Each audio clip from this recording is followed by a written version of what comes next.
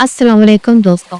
आज दिसंबर 1872 को बरतानिया की एक शिप जिसका नाम ब्रिज डी ग्रेशिया था एजोरस के मशरिक से 400 मील दूर अपने सफर पर निकली थी कि अचानक कैप्टन डेविड मोरहाउस और उसके क्रू मेंबर को ओशन के बीचों बीच एक शिप दिखाई देती है जो कि ना ही अपनी जगह से हिल रही थी और ना ही उनकी सिग्नल्स का जवाब दे रही थी। कैप्टन डेविड को कुछ गड़बड़ महसूस होती है और वो उस दूसरी शिप की मदद के लिए अपनी शिप उस तरफ मोड़ देते हैं और करीब पहुंच के कैप्टन डेविड बहुत ही हैरान हो जाते हैं क्योंकि वो शिप कोई और नहीं बल्कि मैरी सेलेस्ट थी। तो दोस्तों वीडियो के एंड तक हमारे साथ जुड़े रहिएगा क्योंकि आज हम इस मिस्ट्री को सुलझाने की कोशिश करते हैं। दोस्तों ये शिप वाजुन ब्रिग्स की थी और वो कैप्टन डेविड की शिप से तकरीबन 8 दिन पहले ही निकली थी। दोस्तों कैप्टन डेविड बहुत ही हैरान व परेशान थे क्योंकि इस शिप को अब तक अपनी मंजिल तक पहुंच जाना चाहिए था। तो ये शिप अब तक यहाँ क्या कर रही है? दोस्तों कैप्टन डेविड दोबारा उस शिप को सिग्नल्स भेजते हैं कि किसी न किसी तरह कम्युनिकेशन हो सके, पर जब कोई रास्ता नहीं होता है तो वो अपने क्रू मेंबर को शिप के अंदर भेजते हैं। दोस्तों मैं आपको ये बताते चलूं कि उस शिप के अंदर 7 क्रू मेंबर, कैप्टन और उनकी वाइफ सारा ब्रिग्स और उनकी 2 साल की बेटी सोफिया ब्रिग्स को मिला के टोटल 10 लोग थे। तो कहानी की शुरुआत होती है 7 नवंबर 1872 को। न्यूयॉर्क के साहिल पर मैरी सेलेस्ट के नाम से एक शिप खड़ी थी जिसमें सामान लोड किया जा रहा था। मैरी सेलेस्ट में एथनॉल की 1700 बैरल लोड की जा रही थी जिसे अगर कोई इंसान पी ले तो फौरन ही उसकी मौत हो जाए क्योंकि ये बैरल इंडस्ट्रीज यूज का अल्कोहल होता है। इसको ये सारे बैरल न्यूयॉर्क से इटली के शहर जेनेवा तक नॉर्थ अटलांटिक ओशन के जरिए पहुंचना था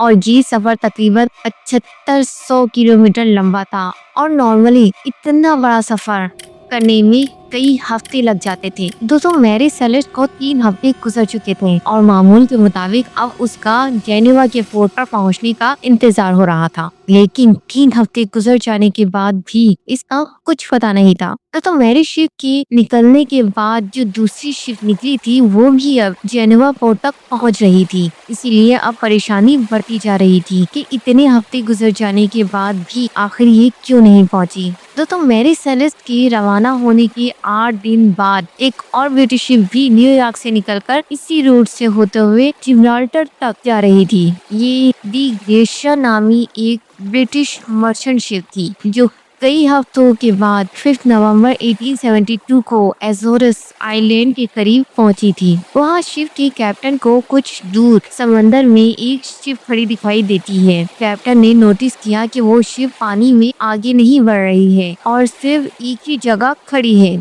ऐसे हुए कैप्टन को शक हुआ और वो उसकी मदद के लिए उसके करीब पहुंचे और ये देख के हैरान रह गए कि वो शिप मैरी सेलेस्ट थी जिसे अब पूरे 1 महीने हो गए थे निकले हुए। मैरी सेलेस्ट जिब्राल्टर से 1800 किलोमीटर दूर अटलांटिक ओशन में अकेले खड़ी थी। पहले तो कैप्टन डेविड को लगा कि शायद शिप पर कोई हादसा हुआ है, लेकिन दोस्तों इंटरेस्टिंग बात तो ये थी कि जब वो लोग शिप के अंदर जाते हैं तो उस वक्त शिप पर कोई मौजूद ही नहीं था और ना ही शिप पर कोई वॉयलेंस, कोई स्ट्रगल और ना ही कोई फायर वगैरह का निशान मौजूद था। अब सवाल ये पैदा होता है कि आखिरकार समंदर की बीचों बीच ये 10 लोग कहाँ गायब हो गए। दोस्तों शिप पर मौजूद हर चीज, सारा सामान, खाना पीना और कार्गो भी मौजूद थी, यहाँ तक कि इनके कपड़े भी मौजूद थे कि जैसे इन्हें किसी ने छुआ ही ना हो। दोस्तों आगे बात करने से पहले हम थोड़ी सी इसकी हिस्ट्री जान लेते हैं। ये शिप 1861 में कनाडा में बनाया गया था। इसकी लंबाई 100 फीट और 25 फीट चौड़ाई थी।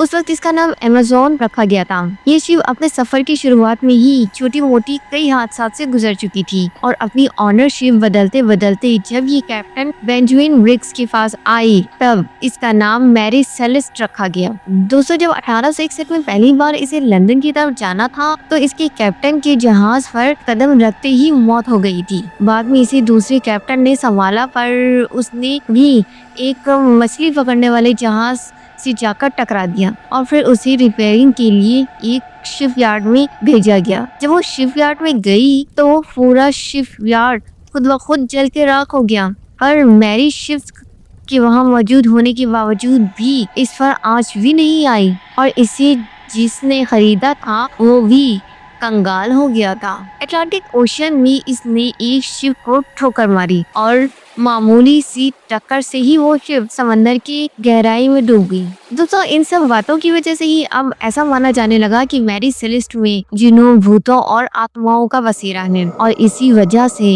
इसे घोस्ट शिप कहा जाने लगा। दोस्तों कुछ साल बाद अक्टूबर 1867 में जब ये जहाज समंदरी तूफान में फंसकर एक सूखी जमीन पर आ पहुंचा था तो इसका हाल इतना बुरा हो चुका था कि इसके मालिकों ने इस पर पैसा खर्च करने की बजाय इसे लावारिस छोड़ दिया। लेकिन फिर 1868 में एक अमेरिकन मैरीन ने इसे खरीदा और रिफर करके इसका नाम मैरी सेलेस्ट रख दिया।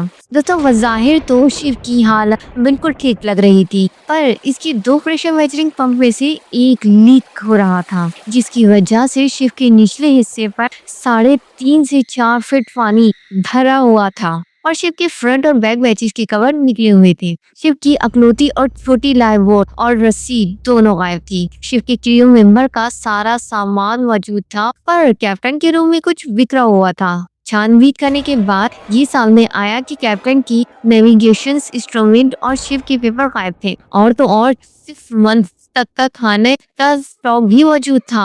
और जब उन्होंने कैप्टन की कैबिन में मौजूद लॉगबुक को चेक किया तो उसमें एक एंट्री थी 25 नवंबर सुबह के 8 बजे।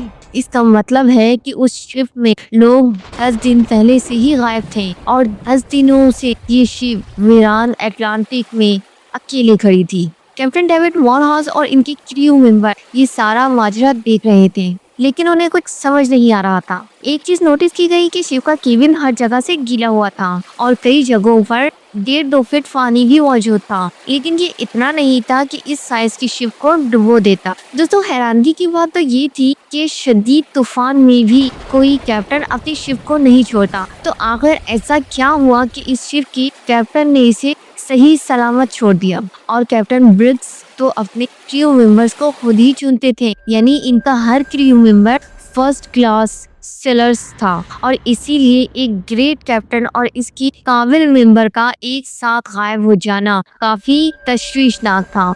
दोस्तों यहाँ मैं आपको बताती चलूं कि इंटरनेशनल सैल्वेज लॉ के मुताबिक अगर कोई भी शिप किसी दूसरी शिप को रेस्क्यू करेगा तो इसको शिप की वैल्यू के हिसाब से रिवॉर्ड्स दिए जाएंगे।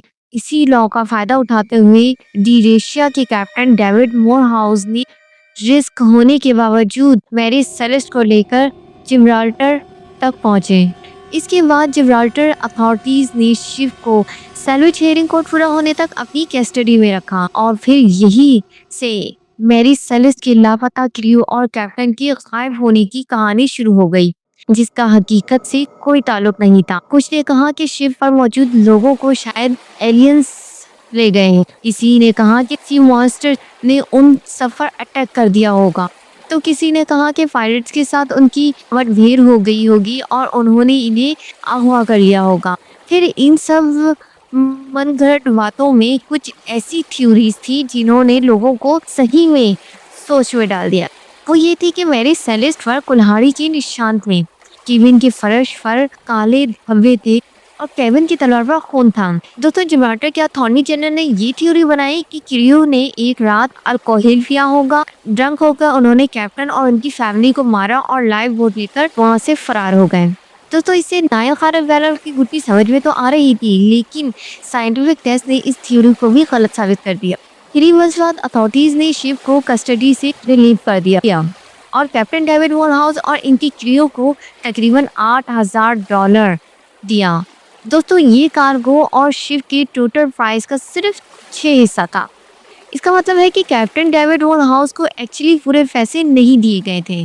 दोस्तों गलवर्टर लॉ कोर्ट में एक तरफ तो मैरी सेलेस्ट के क्रू मेंबर के मर्डर होने की थ्योरी बन रही थी और दूसरी तरफ हर जगह ये अफवाह फैल चुकी थी कि कैप्टन वॉनहाउस और इनके क्रू मेंबर ने सैल्वेज पाने के लिए अपने ही दोस्त की शिप को पहले तो बीच समंदर में रुकवाया और फिर एक एक करके सभी लोगों को मौत के घाट उतार दिया और उन्हें पानी में फेंक दिया और फिर उस शिप को सैल्वेज के लिए जिलेटिन लेके पहुंच गया। शायद यही अफवाह लॉकआउट अथॉरिटीज ने भी सुनी और इसी वजह से कैप्टन मोरहाउस को कम सर्विस दिए गए।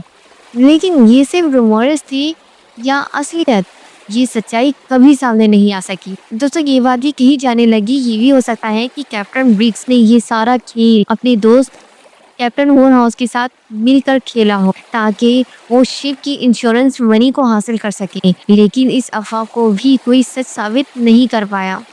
लेकिन एक ऐसी थ्योरी थी जिसमें लोगों को सच्चाई ज्यादा नजर आई। वो ये थी कि मैरी सेलेस्ट किसी को एक समुद्री तूफान या समुद्री टॉर्नेडो से टकरा गई, जिससे इसमें रखे कार्गो में 9 बैरल लीक हो गए।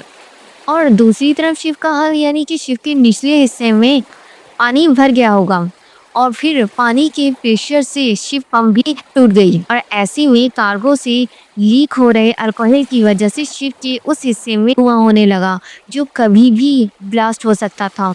और इसी खतरे से सबको बचाने के लिए कैप्टन ब्रग्स अपनी फैमिली और क्रू मेंबर को लेकर लाइफ बोट पर निकल गए और ये नहीं परवाह की कि इतने गहरे समंदर में छोटी सी लाइफ बोट कितनी ज्यादा खतरनाक होगी और उनकी लाइफ बोट डूब गई होगी।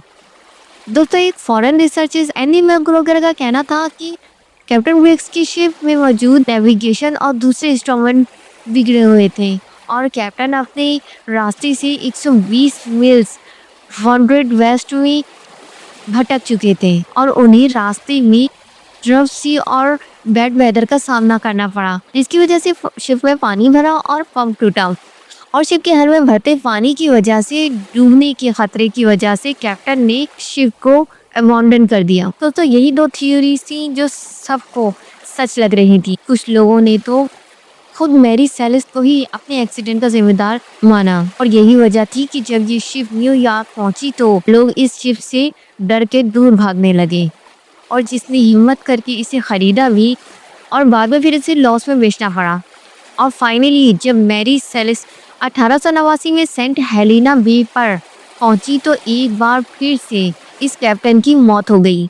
लेकिन इसके 6 साल बाद 1885 में कैप्टन जॉन पैकर ने इस घोस्ट शिप से पैसे कमाने के लिए पहले तो $30,000 की वर्थलेस का इंश्योरेंस करवाया और फिर वो सामान मैरी सेलेस्ट में भरकर हैटी में जाकर कैप्टन ने इस शिप को आग लगा दी और फाइनली मैरी सेलेस्ट का ये किस्सा खत्म हो गया।